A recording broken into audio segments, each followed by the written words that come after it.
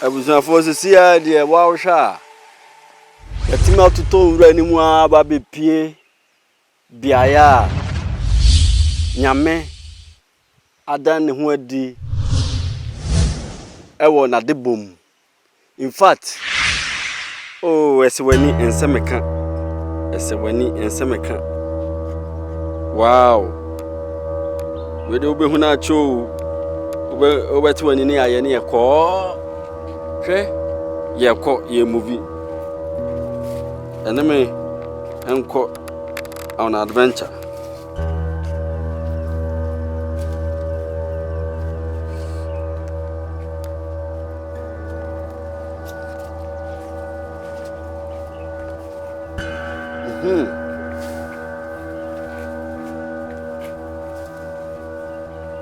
Good.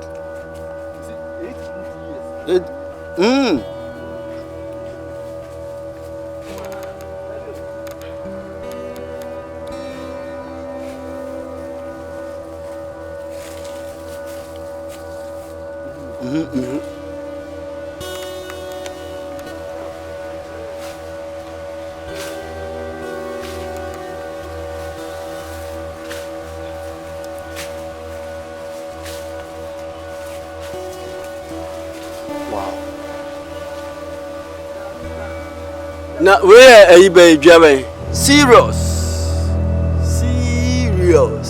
Wow.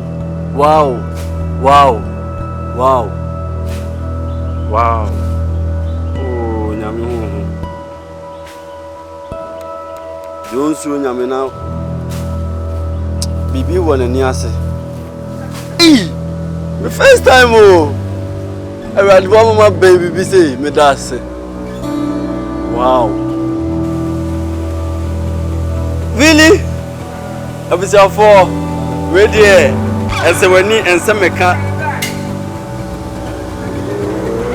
Oh, everybody with us. Yay!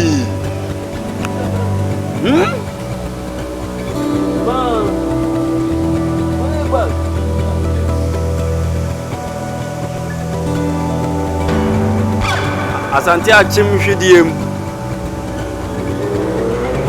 Waterfall. Ena wani ehu ni sa no.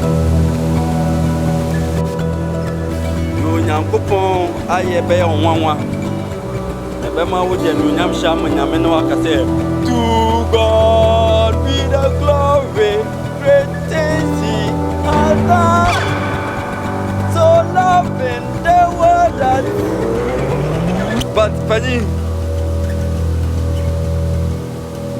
wow, he gave us a son.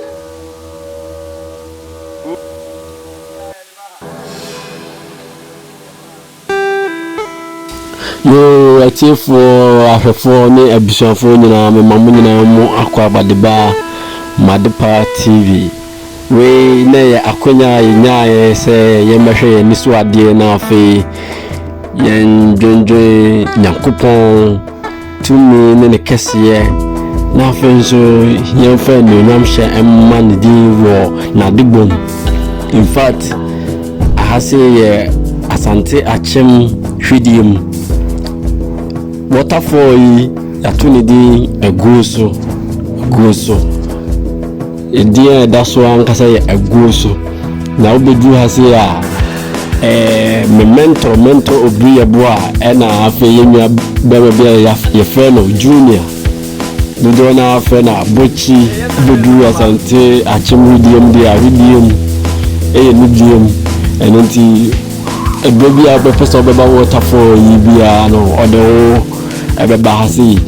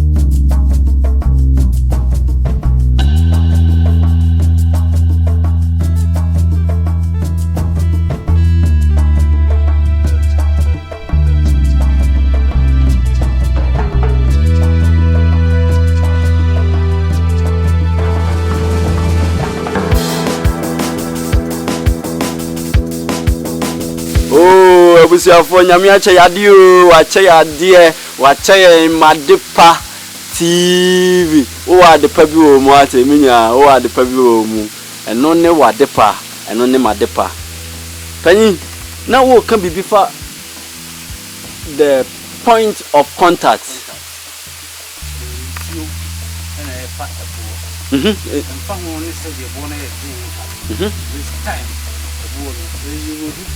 Sir? Corrosive tendency. Sir?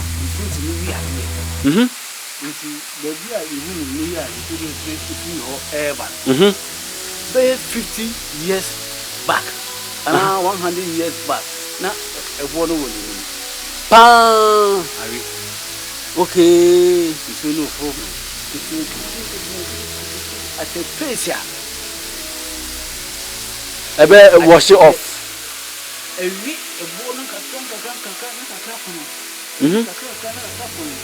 Land formation doesn't end.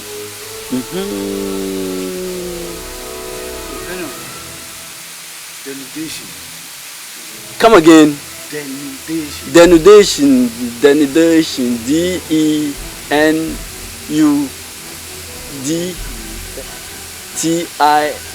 DENUDTION.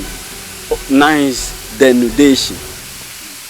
Denudation munu ya huse eno ne bra nso ne efa bo no na ewiwi ne kakra na afi de esort na afi first no panka bo no ho asese na abeduru haya.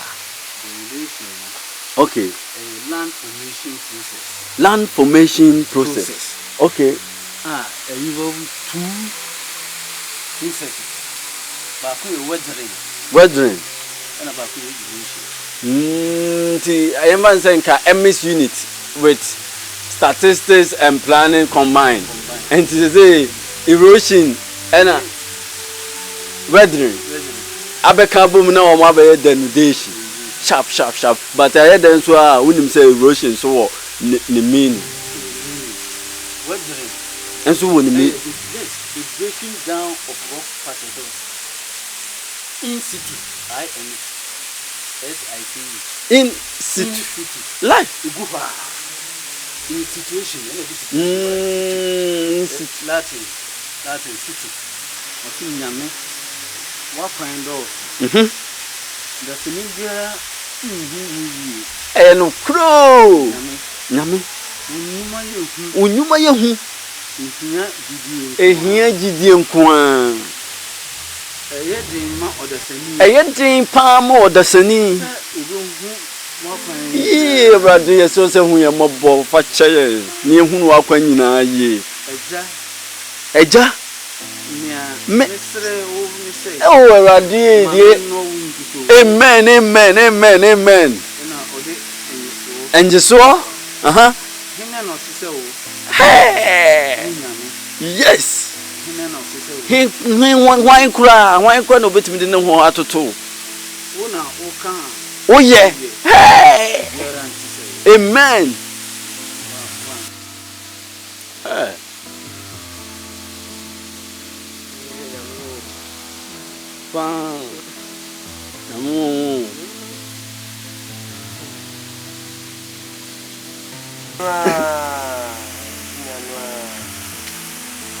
Junior Anedia Obia. Now the Abochi aso aka Abochi.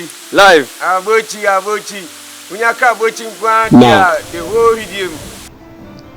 Nika nije ohwe di onyankopon aye wabo a ebeya nwanwa na afe wo de nonyam hyebemani din.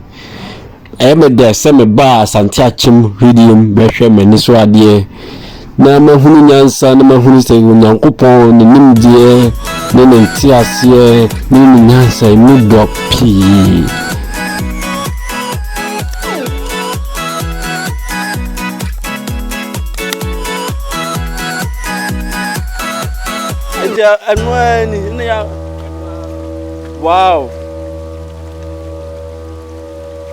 Wow. But it's so top out there, be brain. Wow. And to any effect. Wow. When you are in your mere body.